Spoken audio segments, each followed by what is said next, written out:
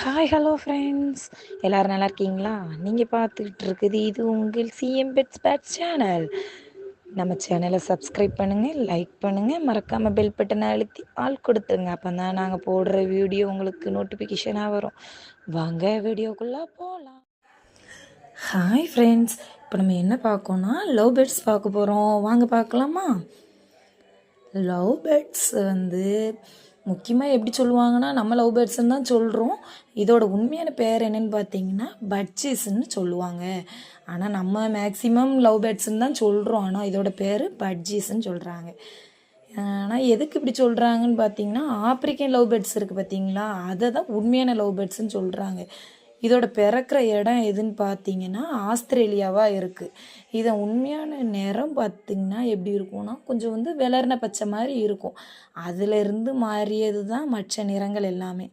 இதில் எப்படின்னா ஆண் பறவை இருக்குது பார்த்திங்களா, அதோட பீக்குக்கு மேலே நீல நிறமாக இருக்கும்.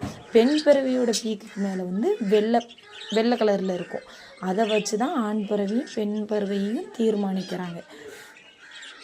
பீக்குன்னா பார்த்துக்கோங்க, அந்த வாய்ப்பகுதிக்கு மேலே ப்ளூ கலரில் இருந்துச்சுன்னா ஆண் பறவைனும், வெள்ளை நிறத்தில் இருந்துச்சுன்னா அதை பெண் பறவைன்னு சொல்கிறாங்க. இதில் எப்படி பார்த்திங்கன்னா 1லேருந்து 3 மாதத்துக்குள்ளே இருக்கிறத சிக்கனும், 3லேருந்து 6 மாதத்துக்கு உள்ளதை செமி அடல்ட் அப்படின்னு சொல்லுவாங்க. 6 மாதத்துக்கும் மேலே உள்ளதை அடல்ட்டுன்னு சொல்லுவாங்க. பட்ஜீஸ் ஒரு 6 மாத காலத்துலேயே இனப்பெருக்கத்துக்கு தயாராகிரும் பார்த்துக்கோங்க. இதுக்கு மேக்சிமம் உணவு வகைகள்னு பார்த்திங்கன்னா சிறுதானிய வகைகள் கட்டாயம் வைக்கணும்.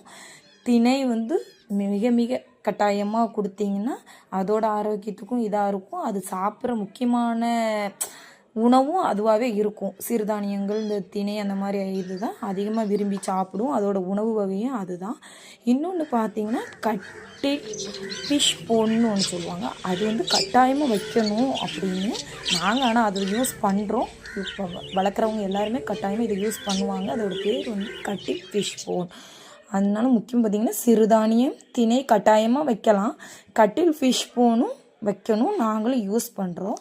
அதுவும் இல்லாமல் பார்த்தீங்கன்னா ஃப்ரெண்ட்ஸ், அதுக்கு குடிநீர் வைக்கிங்க பார்த்தீங்களா, அந்த தண்ணி அன்னன்னைக்கே மாற்றுறது நல்லது. ஏன்னா நம்ம வீட்டில் உள்ள ஒரு பிள்ளை மாதிரி நம்ம அதை வளர்க்கோம் அப்படிங்கச்சுல நம்ம எப்படி சுத்தமான நீரை குடிக்குமோ அதுக்கு தக்கன அதுக்கும் சுத்தமான நீர் கொடுக்கணும். அதுகளும் ஒரு குடும்பமாகி அதில் வாழ்ந்துக்கிட்டு இருக்குது. அதனால் அன்னன்னைக்கு உள்ள தண்ணியை மாற்றிடுங்க முக்கியமாக. அதேமாரி எந்தெந்த டயத்தில் அதுக்கு மருந்துகள் கொடுக்கணுமோ, மெடிசன் கொடுக்கணுமோ அதை ஃபுல்லாக நாங்கள் வாட்டரில் மிக்ஸ் பண்ணி தான் கொடுக்குறோம். நீங்களும் அதேமாரியே பார்த்துக்கோங்க. அதுவும் இல்லாமல் இந்த பட்ஜீஸ் பறவை ஒரு 6 மாதத்துலேயே இனப்பெருக்கத்துக்கு தயாராகிடும் பார்த்துக்கோங்க. இது இனப்பெருக்கத்துக்கு பானை அப்படி இல்லைன்னா ஒரு பாக்ஸ் மாதிரி ரெடி பண்ணணும். இப்போ பாருங்கள், நான் உங்களுக்கு காட்டுறேன். இந்த இருக்குது பார்த்தீங்களா, இதேமாரி பாக்ஸோ இல்லை இப்படி பானையோ வச்சுட்டிங்கன்னு வைங்களேன். ஃபஸ்ட்டு அந்த ஆண் பறவை இருக்குது பார்த்தீங்களா, அது அந்த பானைக்குள்ளேயோ இல்லை நீங்கள் பாக்ஸ் வச்சுருந்தா அந்த பாக்ஸ்குள்ளேயோ போய் பார்க்கும்.